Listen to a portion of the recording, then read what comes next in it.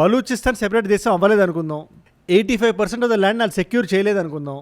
మీ కంట్రోల్లోనే మొత్తం ఉందనుకుందాం. మరి అలాంటప్పుడు ఏవైతే కంపెనీలు చైనా బలూచిస్తాన్లో పెట్టిందో అవి వెనక్కి ఎందుకు తీసుకుంటుంది? బట్ మన కళ్ళ ముందే 2-3 జనరేషన్స్ ముందే జరిగింది కదా. పాకిస్తాన్ నుంచి ఒక ముక్క సెపరేట్ అయిపోయింది, అదో సెపరేట్ దేశం అయింది, దానికి సెపరేట్ ఫారెన్ పాలసీ ఉంది. అలాంటిది ఇవాళ బలూచిస్తాన్ సెపరేట్ అవ్వదు అని మీరు ఎందుకు అనుకుంటున్నారు, ఎలా అనుకుంటున్నారు? మీరు యార్ బలూచ్ అని మీలో ఎంతమందికి ఆ వ్యక్తి గుర్తున్నాడు? లాస్ట్ ఇయర్ నేను వీడియో చేశా బలూచిస్తాన్లో జరుగుతున్న ఇన్సర్జెన్సీ గురించి, ఆ ఇన్సర్జెన్సీని లీడ్ చేస్తున్న మీరు యార్ బలూచ్ గురించి. రీసెంట్గా ఆయన ట్వీట్ పెట్టాడు, ఆయన ఇండిపెండెన్స్ని డిక్లేర్ చేశాడు బలూచిస్తాన్కి. 85% బలూచిస్తాన్ ఇవాళ మా చేతిలో ఉంది. మాకు ఎయిర్ ఫోర్స్ లేకపోవచ్చు, మిజైల్స్ లేకపోవచ్చు, ఎయిర్ డిఫెన్స్ సిస్టమ్ లేకపోవచ్చు, కానీ 5 లక్షల మంది ఆన్ గ్రౌండ్ పోరాడడానికి రెడీగా ఉన్నారు. కంగారు పడకండి, అవి కూడా వచ్చేస్తాయనే మీనింగ్ వచ్చినట్టు ఆయన మాట్లాడుతూ, పాకిస్తాన్కి మాకు ఎటువంటి సంబంధం లేదు, ఇంకా మాతో సెపరేట్ దేశం, మాకు ఒక కరెన్సీ ఉంది, దాని పేరు బలూచి ఫాలూస్. మాకు ప్రస్తుతానికి కావాల్సింది ఏమైనా ఉంది అంటే అది ఇంటర్నేషనల్ రికగ్నిషన్ మాత్రమే. మా అండర్లో 150 గ్యాస్ ఫీల్డ్స్ ఉన్నాయి, 1200 ఆపరేషన్ కోల్ మైన్స్ ఉన్నాయి. సింపుల్గా చెప్తున్నానుగా 85% ఆఫ్ ద బలూచిస్తాన్ ఇవాళ మా కంట్రోల్లో ఉంది అనే విషయాన్ని నేను కరాఖండిగా చెప్తున్నాడు. ఇప్పుడు దీన్ని నమ్మని కొంచెం పెసిమిస్టులు ఉంటారు కదా, వీళ్ళు ఏం వాదిస్తారు, అరే వాళ్ళ కరెన్సీ అని చెప్పి వాళ్ళనుకుంటే సరిపోద్దా, బ్యాంకులు ఉండాలి కదా, 85% మేము తీసుకున్నాం అని చెప్పి వాళ్ళనుకుంటే సరిపోద్దా, పాకిస్తాన్ అనుకోవాలి కదా. దీని మీద పాకిస్తాన్ స్టాండ్ ఏంటి అనే డౌట్ ఎవరికైనా వస్తే, రీసెంట్గా పాకిస్తాన్ ఒక మీడియా ఇంటరాక్షన్ చేసింది. అదే మనకి రణధీర్ జైస్వాల్ గారు వచ్చి ఎంఈఏతో చేస్తారు కదా, దానికి 144p వర్షన్ అనుకోండి. అక్కడ నిలబడిన స్పోక్స్ పర్సన్కి ముందు కూర్చున్న జర్నలిస్ట్ ఒక చాలా ఇంట్రెస్టింగ్ ఇంపార్టెంట్ క్వశ్చన్ అడిగారు. ఆవిడ, సార్ మీరు చెప్పిందే నిజం అనుకుందాం, బలూచిస్తాన్ సెపరేట్ దేశం అవ్వలేదు అనుకుందాం, 85% ఆఫ్ ద ల్యాండ్ వాళ్ళు సెక్యూర్ చేయలేదు అనుకుందాం, మీ కంట్రోల్లోనే మొత్తం ఉందనుకుందాం. మరి అలాంటప్పుడు ఏవైతే కంపెనీలు చైనా బలూచిస్తాన్లో పెట్టిందో అవి వెనక్కి ఎందుకు తీసుకుంటుంది? ముఖ్యంగా ఈ కాపర్ మైనింగ్ కంపెనీలు అన్నీ పెట్టారు కదా, చైనా ఎందుకు వెనకడిగేస్తుంది? మీ మీద నమ్మకం లేకపోతే మీరు చెప్తున్నారు కదా మా మీద భరోసా పెట్టండి, దీనికి మీరు ఏమంటారు అంటే, లేదు అది ఇది అని చెప్పి ఆయన ఏదో అన్నాడు. కానీ whose facts remain questionable. Pakistan and China have an active dialogue on all aspects of their relations, including security of Chinese nationals in Pakistan, working on various economic projects, including the project that you mentioned. And as host to these projects, Pakistan guarantees impeccable security to our Chinese guests who are working on these projects. ఆయన దగ్గర సమాధానమే లేదనే విషయం మనకి చాలా ఈజీగా అర్థమైపోతుంది. ఇదే కాకుండా భారతదేశాన్ని ప్రస్తావిస్తూ జపాన్ ఇండియా ఇచ్చిన జాయింట్ స్టేట్మెంట్ ఏదైతే ఉందో దాన్ని డైరెక్ట్గా ఖండించాడు ఆయన. అలా ఎలా అంటారు, పాకిస్తాన్ పేరు ఎలా తీస్తారు, మాకు తీవ్రవాదానికి మాకు ఉగ్రవాదానికి ఏంటి సంబంధం? నిజం చెప్తున్నాయి ఆయన అన్నమాట. లష్కర్ ఏ తోయిబాకి పాకిస్తాన్కి ఎటువంటి సంబంధం లేదు, జైషే మొహమ్మద్కి పాకిస్తాన్కి ఎటువంటి సంబంధం లేదు అనే మీనింగ్ వచ్చినట్టు ఆయన ఇవాళ మాట్లాడుతున్నాడు. ఇది చాలా నిర్లక్ష్య ధోరణిది. దీనికి ఇవాళ వీడియోలో మనం చరమగీతం పాడేద్దాం. ఈ రెండు ఇష్యూస్ని ఫోర్ ఫ్రంట్లో పెట్టి నిజంగా అక్కడ ఏం జరుగుతుంది బలూచిస్తాన్లో, జపాన్ ఇండియా రిలేషన్షిప్ ఈ మధ్యన ఇంత ఇదిగా ఎందుకు పెరిగింది, దీంట్లో ట్రంప్ గారి హస్తం ఎంత ఉంది, ప్రతి ఒక్కటి సింపుల్ లాంగ్వేజ్లో మీ ముందు పెట్టే పూచి నాది. ఇలాంటి వీడియోస్ నా సైడ్ నుంచి మీకు రోజుకి ఒకటి వస్తుంది ఎవ్రీ సింగిల్ డే. మనకి లోకల్గా జరిగే ఇష్యూస్ నుంచి ఇలాంటి ఇంటర్నేషనల్ జియో పాలిటిక్స్ వరకు ప్రపంచవ్యాప్తంగా ఏది ఎప్పుడు ఎలా జరిగినా కూడా దాన్ని మనందరం మాడుకునే భాషలో సింప్లిఫై చేసి ఒక 10-15 నిమిషాలు వీడియో చేసి మీ ముందు పెట్టే పుచ్చి నాది. మరి నేను వీడియో చేస్తాను, మీ దగ్గర రావాలంటే మీరు ఏం చేయాలి, కింద కనబడే సబ్స్క్రైబ్ బటన్ నొక్కి పెట్టేసుకోండి. సబ్స్క్రైబ్ చేశారుగా, డన్. ముందుగా డైరెక్ట్గా మెయిన్ పాయింట్ నుంచి మాట్లాడదాం. ఎవరెవరైతే ఇది సాధ్యం కాదు, సాధ్యపడదు, బలూచిస్తాన్ ఒక సెపరేట్ దేశం అవ్వదనుకుంటున్నారో, మీరు ఒక 50 సంవత్సరాలు వెనక్కి వెళ్తే ఈస్ట్ పాకిస్తాన్ కూడా బంగ్లాదేశ్ అవ్వదు అని చాలామంది అనుకున్నారు. ఇవాళ బంగ్లాదేశ్ ఒక దేశం అయింది. బంగ్లాదేశ్ కరెన్సీ ఏంటి, దానికి ఒక పేరు ఏంటి, అది ఎందుకు ఉంటుంది అనుకున్నారు. ఇవాళ బంగ్లాదేశ్ కరెన్సీ ఉంది. అంతెందుకు, ఆ రోజు యుద్ధం జరిగినప్పుడు భారతదేశం పుణ్యమా అని బంగ్లాదేశ్ పుట్టింది. ఆ రోజు అక్కడ పాకిస్తాన్ సోల్జర్స్ ఉంటే జనాలు చంపేసేటట్టున్నారు. ఆ రోజు భారతదేశం ఇన్వాల్వ్ అవ్వకపోతే వాళ్ళ ప్రాణాలు నిలిపేవి. మనం నిలబడ్డాం, యుద్ధం చేసాం, బంగ్లాదేశ్ వచ్చింది ఇవాళ. సరే, ఇవాళ బంగ్లాదేశ్ ఏ పరిస్థితిలో ఉంది, ఏంటి దాని కథ అనేది తర్వాత వేరే ప్రస్తావన. అది హౌ ఇట్ షేప్డ్ అప్, దాంట్లో మన ఫారెన్ పాలసీ ఏంటి అది ఇది అని. బట్ మన కళ్ళ ముందే 2-3 జనరేషన్స్ ముందే జరిగింది కదా. పాకిస్తాన్ నుంచి ఒక ముక్క సెపరేట్ అయిపోయింది, అదో సెపరేట్ దేశం అయింది, దానికి సెపరేట్ ఫారెన్ పాలసీ ఉంది. అలాంటిది ఇవాళ బలూచిస్తాన్ సెపరేట్ అవ్వదు అని మీరు ఎందుకు అనుకుంటున్నారు, ఎలా అనుకుంటున్నారు? అంతెందుకు ఇవాళ అమెరికా ట్రంప్ గారు పాకిస్తాన్ చూసి ఇది చేస్తా అది చేస్తా, రికోటిక్ అంటారు, అక్కడ మైనింగ్ చేద్దాం అంటారు, రంగురాలు అది మన క్రిటికల్ మినరల్స్ అంటారు, అసీముని తీసుకెళ్ళి సూట్ కేసు ఓపెన్ చేసి చూపించాడు, ఫోటోలు పెట్టారు, పబ్లిష్ చేశారు, పిఆర్ చేసుకున్నారు, అంతా అయింది. బట్ దానికి సంబంధించి ఒక్క అడుగైనా ముందుకెళ్ళిందా? మీరు జాగ్రత్తగా వినండి. ఆ దిశగా ఒక ఇన్వెస్ట్మెంట్ అయినా అమెరికా పాకిస్తాన్ దగ్గర చేసిందా అంటే దానికి ఆన్సర్ నోయే కదా. ఎందుకు? లోపల జరుగుతున్న ఇన్సర్జెన్సీ, అక్కడ బలూచిస్తాన్లో ఏదైతే జరుగుతుందో అది అమెరికా కూడా తెలుసు. అది వాళ్ళేం పిచ్చోళ్ళు కాదు కదా అక్కడ ఇన్వెస్ట్ చేయకుండా ఉండడానికి. అనౌన్స్ చేసిన తర్వాత కూడా అందుకే వాళ్ళ బహిరంగంగా వాళ్ళు బయటకు వచ్చి ఈ 2026 ఎండ్ అయిపోయే లోపల బలూచిస్తాన్ వచ్చేస్తుంది, పాకిస్తాన్ ఫోర్సెస్ని మేము కొడతాం 5 లక్షల మంది ఉంటాం అంటే there is a strong possibility. అది అవుద్దా లేదా మనం చెప్పలేం, but there is a very very strong possibility. Shear numbers అక్కడ మనం చూసినా, అక్కడ జరుగుతున్న దాడులు మనం చూసినా, బలూచిస్తాన్ వాళ్ళే అన్యాయం చేస్తున్నారా, పాకిస్తాన్ వాళ్ళు ఏం చేయట్లేదంటే పాకిస్తాన్ వాళ్ళ గురించి మనకన్నా బాగా ఎవరు తెలుస్తుంది చెప్పండి. ఇద్దరు బలూచ్ బ్రదర్స్ని ఎట్లా చంపి బలూచిస్తాన్ నేల మీద ఫీల్డ్స్ మీద ఎట్లా వదిలేసారు మనకి రీసెంట్ న్యూస్ చూస్తే మనకు అర్థమవుతుంది.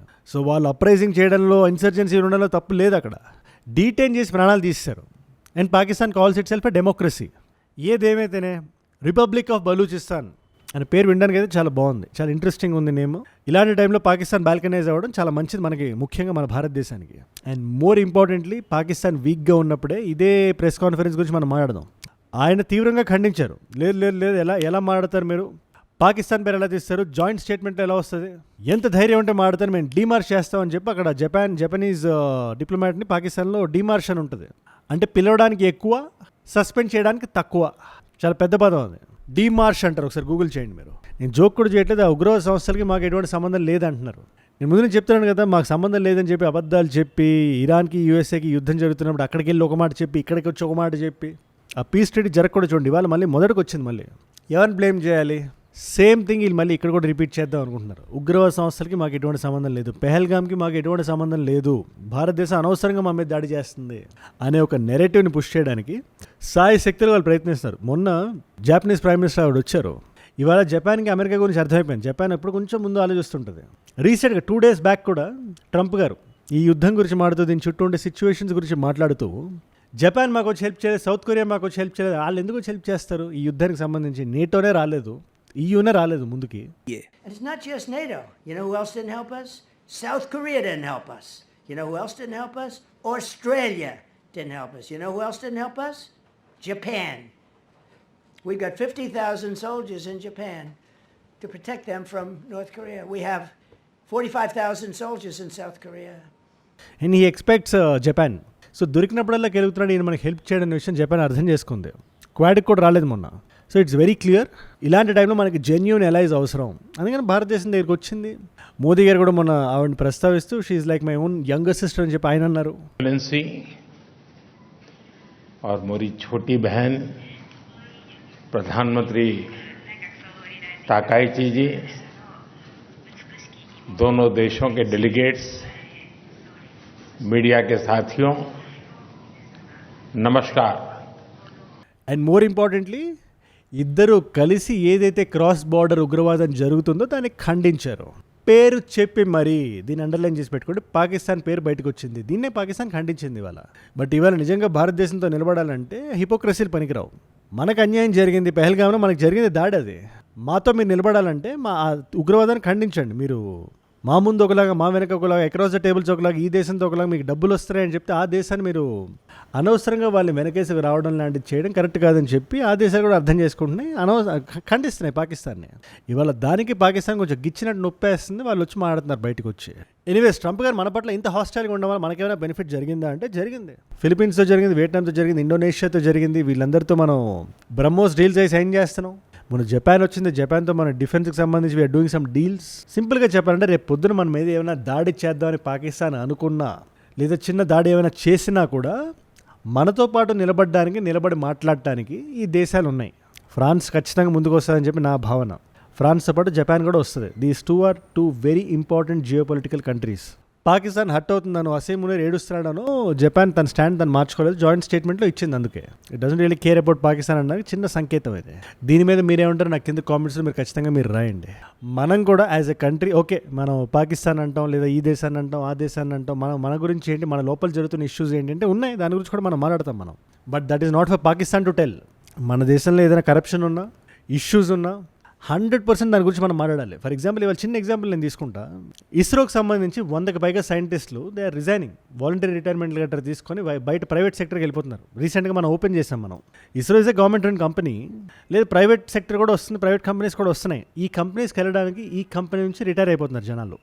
రీసెంట్గా ఇండియన్ గవర్నమెంట్ ఏం చేసింది, ఈ రిటైరింగ్ ప్రాసెస్ ఏదైతే ఉందో దాన్ని కొంచెం టైటన్ చేసింది, కొంచెం బిగించింది. దాంతోపాటు మనం చేయాల్సిన విషయాలు ఏంటో తెలుసా, మన సైంటిస్ట్, మన బ్రెయిన్ డ్రైన్ అవ్వకుండా మన దేశం నుంచి మన సైంటిస్ట్ని మనం ఎలా కాపాడుకుంటాం. ఎందుకంటే scientist are the very important component ఏ దేశానికైనా. వాళ్ళకి మనం ఏం చేస్తున్నాం? వాళ్ళ శాలరీ స్ట్రక్చర్స్ ఏంటి, బయట దేశాలకు ఇస్తున్న శాలరీ స్ట్రక్చర్స్ ఏంటి? మనం అంటాం డబ్బులు బడ్జెట్ ఎందుకు ఉండదు? రీసెంట్గా చిన్న ఎగ్జాంపుల్ చెప్తాం. మహారాష్ట్రలో లడ్కీ బెహన్ స్కీమ్ అని చెప్పి ఫ్రీబీ స్కీమ్ అది. ఆ స్కీమ్లో గత కొన్ని సంవత్సరాలుగా 92 లక్షల మందికి వాళ్ళు ఎలిజిబుల్ కాకపోయినా వాళ్ళు బెనిఫిట్ అవుతున్నారని చెప్పి రీసెంట్ సోర్స్ ఒకటి బయటకు వచ్చింది. వాళ్ళని ఎలిమినేట్ చేశారు. ఇప్పుడు చేశారు, కానీ ఇప్పుడు వరకు వాళ్ళు కడుతున్న డబ్బులు ఏంటి మరి? ఆ డబ్బులు ఎవరి డబ్బులు? అవి ట్యాక్స్ పేయర్స్ మనీ కదా. ఆ డబ్బులు ఎక్కడికి వెళ్ళాల్సింది? ఈ ఫ్రీబీ కల్చర్ నుంచి మనం ఎంత త్వరగా అయితే బయటకు వస్తాం అది మనకు అంత మంచిదని చెప్పి నా భావన. అట్ ద సేమ్ టైం కంప్లీట్గా ఎలిమినేట్ చేయమని కాదు అది, బట్ అవసరానికి మించి ఓట్ల కోసం ప్రతి రాజకీయ పార్టీ ఇవాళ చేస్తుంది. దాని నుంచి బయటికి రావాలి, ఇలాంటి ఇంపార్టెంట్ విషయాల మీద పెట్టాలి. So people don't escape. ఇది భారతదేశంలో కొత్త కాదు, ఇది అమెరికాలో కూడా జరుగుతుంది. NASA is a government company, space X is an out side company. ఇప్పుడు అక్కడ డబ్బులు ఎక్కువై వీళ్ళు వెళ్ళకుండా నాసా మ్యాచ్ చేస్తుంది శాలరీస్ని. ఇవాళ మనకి ఎంట్రీ లెవెల్ సైంటిస్ట్ ఎంత ఇస్తున్నాం మనం? హైయెస్ట్ పర్సన్ ఎంత ఇస్తున్నాం? 3 లక్షలు per. I don't know exact ఆ నంబర్స్ కూడా, బట్ డెఫినెట్లీ ప్రైవేట్ సెక్టర్తో మ్యాచ్ అవ్వట్లేదు కాబట్టి అంతమంది దే ఆర్ గోయింగ్ అవుట్. దీని గురించి 100% as a country we should improve అని చెప్పి నా భావన. దీని మీద మీరే ఉంటారో నాకు కింద కామెంట్స్లో మీరు ఖచ్చితంగా మీరు రాయండి. ఇవాళ మల్టిపుల్ చాయిస్ క్వశ్చన్ మీ అందరికీ. కోల్డ్ వార్ టైం నుంచి భారతదేశానికి మిలిటరీ ఎక్విప్మెంట్ని అత్యధికంగా ఇచ్చిన దేశం ఏది? మన బిగ్గెస్ట్ డిఫెన్స్ పార్ట్నర్ కంట్రీ ఆ పేరేంటి? Which country is that? Option A is France, option B is Israel, option C is Russia, option D is USA. మీకు సమాధానం తెలిసే కింద రాయండి. తెలుసుకుందాం అనుకుంటే ఇన్స్టాగ్రామ్కి వచ్చేసేయండి.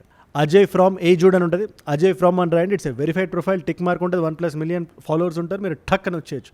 అక్కడ ఇలాంటి వీడియోస్ని రీల్స్లో చూడొచ్చు. నా లైఫ్లో నా చుట్టూ ఏమైనా జరుగుతున్నా, నాకు ఏదైనా వీడియో ఐడియా టాపిక్ మీరు ఇద్దాం అనుకున్నా కూడా it's a great place. And ఏజూడ్ గ్లోబల్ అని మీ నాన్ తెలుగు ఫ్రెండ్స్కి నాకంటే వీడియోస్ మీరు షేర్ చేద్దాం అనుకుంటే దాన్ని కూడా సబ్స్క్రైబ్ చేసి పెట్టేసుకోండి. అండ్ మీరు ఇక్కడ దాకా ఈ వీడియోలో వచ్చారంటే నా వీడియోస్ మిమ్మల్ని లాక్కట్టుకుంటున్నాయి, ఒక వాల్యూ పొందుతున్నారు. Thank you so much for that. మీరు ఇస్తున్న వాచ్ టైం రిటెన్షన్ ఉంది కదా, ప్రాణం పెట్టి నన్ను పనిచేయడానికి రోజు నిర్భయంగా నిర్మోహమాటంగా మాట్లాడడానికి నన్ను ప్రేరేపిస్తుంది, ప్రోత్సహిస్తుంది. దానికి మీరే నా ప్రేరణ. You are my inspiration. In fact మీరు ఇలా డైలీ చూడడం వల్ల ఎంతమంది కొత్త వాళ్ళకి రీచ్ అవుతుంది అనుకుంటున్నారు? అలాంటి కొత్త వాళ్ళు కానీ మీరు కానీ ఉంటే, నేను వీడియో పెట్టగానే మీ దగ్గర రావాలంటే మీరు ఏం చేయాలి? కింద కనబడే సబ్స్క్రైబ్ బటన్ నొక్కి పెట్టేసుకోండి. డన్. మీకోసం 2 వీడియోస్ పెడుతున్నా.